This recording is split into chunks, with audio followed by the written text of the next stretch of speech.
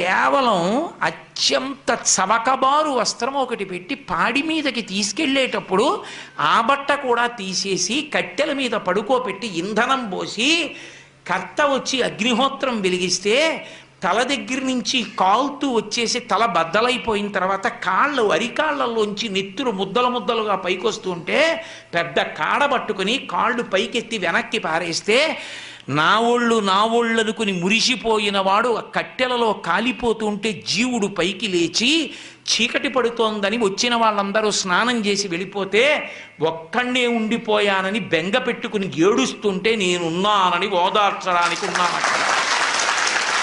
నేను లేకపోతే చచ్చినవాడు చస్తాడు పార్వతి అందుకున్నానన్నాడు. అది ఆయన ఔదార్యం.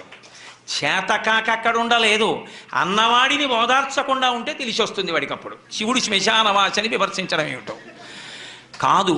అసలు మీకు ఒక